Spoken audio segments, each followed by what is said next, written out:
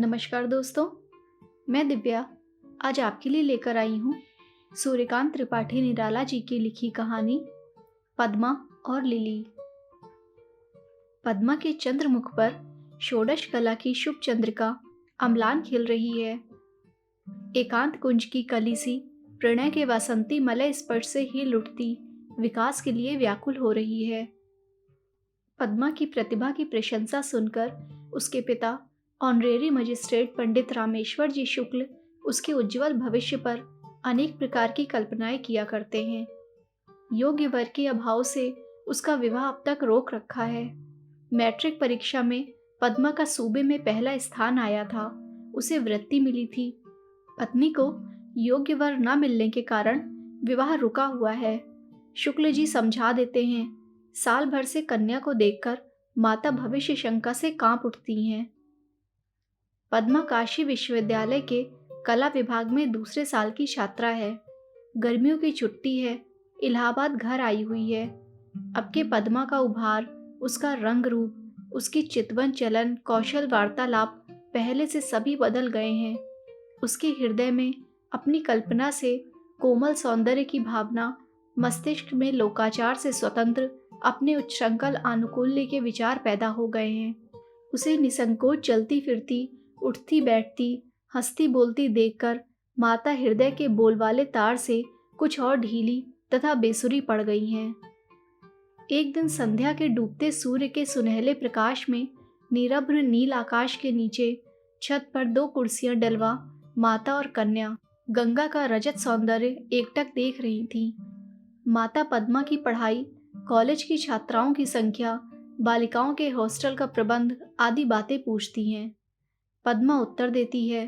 हाथ में है हाल की निकली स्टैंड मैगजीन की एक प्रति। तस्वीरें देखती जाती हैं। हवा का एक हल्का झोंका आया। खुले रेशमी बाल सिर से साड़ी को उड़ाकर गुदगुदा कर चला गया। सिर ढक लिया करो, तुम बेहया हुई जाती हो, माता ने रुखाई से कहा। पद्मा ने सिर पर साड़ी की जरीदार किनारी चढ़ा ली। आंखें नीची कर किताब के पन्ने उलटने लगी। पद्मा, गंभीर होकर माता ने कहा। जी। चलते हुए उपन्यास की एक तस्वीर देखती हुई नम्रता से बोली। मन से अपराध की छाप मिट गई। माता की वात्सल्य सरिता में कुछ देर के लिए बाढ़ सी आ गई। उठते उच्चास से बोली, कानपुर में एक नामी वकील महेश प्रसाद त्रिपाठी हैं। एक दूसरी तस्वीर देखती हुई, उनका लड़का आगरा यूनिवर्सिटी से एमए में इस साल फर्स्ट क्लास फर्स्ट आया है। पद्मा ने सिर उठाया। आंखें प्रतिभा से चमक उठी। तेरे पिताजी को मैंने भेजा था, वह परसों देखकर लौटे हैं। कहते थे लड़का हीरे का टुकड़ा, गुलाब का फूल है। बातचीत 10,000 में पक्की हो गई है। मोटर की आवाज पा पद्मा उठकर छत के नीचे देखने लगी। हर्ष से हृदय में तरंगे उठने लगी। मुस्कुराहट दबाकर आप ही में हंसती हुई चुपचाप बैठ गई। माता ने सोचा लड़की बड़ी हो गई है, विवाह के प्रसंग से प्रसन्न हुई है। खुलकर कहा, मैं बहुत पहले से तेरे पिताजी से कह रही थी, वह तेरी पढ़ाई के विचार में पड़े थे। नौकर ने आकर कहा, राजेन बाबू मिलने आए हैं। पद्मा की माता ने एक कुर्सी डाल देने के लिए कहा। कुर्सी डालकर नौकर राजेन बाबू को बुलाने नीचे उतर गया। तब तक दूसरा नौकर रामेश्वर जी का भेजा हुआ पद्मा की माता के पास आया। कहा, जरूरी काम से कुछ देर के लिए पंडित जी जल्द बुलाते हैं। जीने से पद्मा की माता उतर रही थी। रास्ते में राजेंद्र से भेंट हुई। राजेंद्र ने हाथ जोड़कर प्रणाम किया। पद्मा की माता ने कंधे पर हाथ रखकर आशीर्वाद दिया और कहा, चलो पद्मा छत पर है, बैठो, मैं अभी आती हूँ। राजेंद्र जज का लड़का है, पद्मा से 3 साल बड़ा, पढ़ाई में भी। पद्मा अपराजिता बड़ी बड़ी आंखों की उत्सुकता से प्रतीक्षा में थी जब से छत से उसने देखा था।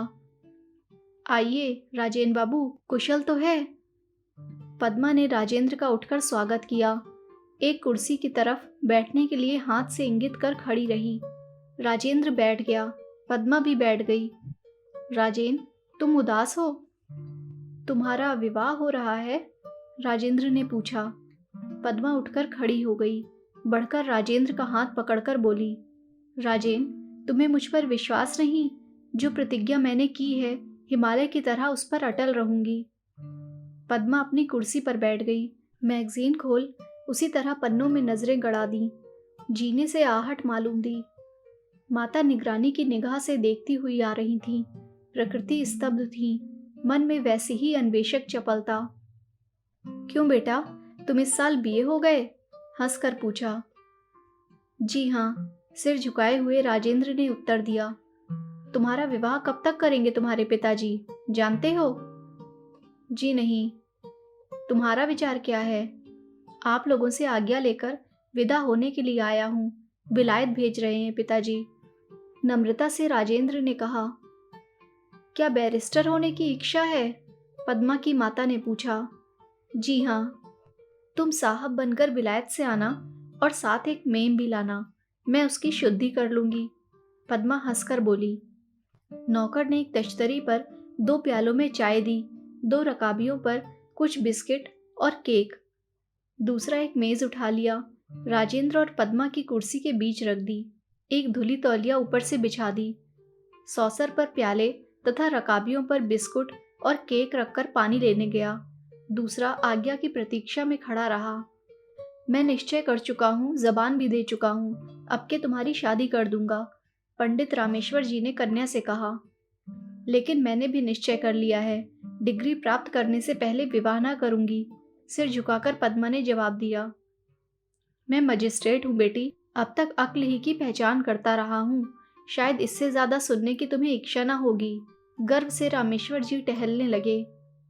पद्मा के हृदय के खिले गुलाब की कुल पंखुड़ियां हवा के एक पुरजोर झोंके से कांप उठी।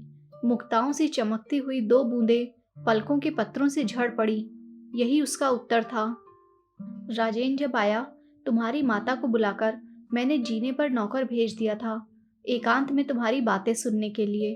तुम हिमालय की तरह अटल हो, मैं भी वर्तमान की तरह सत्य और दृढ़। रामेश्वर जी ने कहा, तुम्हें इसलिए मैंने नहीं पढ़ाया कि तुम कुल कलंक बनो। आप ये सब क्या कह रहे हैं? चुप रहो, तुम्हें नहीं मालूम? तुम ब्राह्मण कुल की कन्या हो, वह क्षत्रिय घराने का लड़का है, ऐसा विवाह नहीं हो सकता। रामेश्वर जी की सांस तेज चलने लगी, आंखें भौहों से मिल गईं। आप नहीं समझे मेरे कहने का मतलब। पद्मा की निगाह कुछ उठ गई। मैं बातों का बनाना आज 10 साल से देख रहा हूँ। तू मुझे चराती है, वह बदमाश। इतना बहुत है, आप अदालत के अफसर हैं। अभी अभी आपने कहा था अब तक अक्ल की पहचान करते रहे हैं, या आपकी अक्ल की पहचान है? आप इतनी बड़ी बात राजेंद्र को उसके सामने कह सकते हैं? बतलाइए, हिमालय की तरह अटल सुन लिया तो इससे आपने क्या सोचा? आग लग गई जो बहुत दिनों से पद्मा की माता के हृदय में सुलग रही थी। हट जा मेरी नजरों से बाहर, मैं समझ गया। रामेश्वर जी क्रोध से कांपने लगे। आप गलती कर रहे हैं, आप मेरा मतलब नहीं समझे। मैं भी बिना पूछे हुए बतलाकर कमजोर नहीं बनना चाहती। पद्मा जेठ की लू में झुलस रही थी। स्थल पद्म सा लाल चेहरा तमतमा रहा था। आंखों की 2 सीपियां पुरस्कार की 2 मुक्ताएं लिए सगर्व चमक रही थीं। रामेश्वर जी भ्रम में पड़ गए, चक्कर आ गया। पास की कुर्सी पर बैठ गए, सिर हथेली से टिकाकर सोचने लगे। पद्मा उसी तरह खड़ी, दीपक की निष्कंप शिखा सी अपने प्रकाश में जल रही थी। क्या अर्थ है, मुझे बता, माता ने बढ़कर पूछा। मतलब यह, राजेन को संदेह हुआ था मैं विवाह कर लूंगी, यह तो पिताजी पक्का कराए हैं। इसके लिए मैंने कहा था कि मैं हिमालय की तरह अटल हूँ, न कि यह कि मैं राजेन के साथ विवाह करूंगी। हम लोग कह चुके थे कि पढ़ाई का अंत होने पर दूसरी चिंता करेंगे। पद्मा उसी तरह खड़ी सीधे ताकती रही। तू राजेन को प्यार नहीं करती? आंख उठाकर रामेश्वर जी ने पूछा। प्यार करती हूँ। करती है? हाँ, करती हूँ, बस, और क्या? पद्मा की आबदार आंखों से आंसुओं के मोती टूटने लगे, जो उसकी हृदय की कीमत थे, जिनका मूल्य समझने वाला वहां कोई न था। माता ने ठोड़ी पर एक उंगली रख रामेश्वर जी की तरफ देखकर कहा, प्यार भी करती है, मानती भी नहीं, अजीब लड़की है। चुप रहो।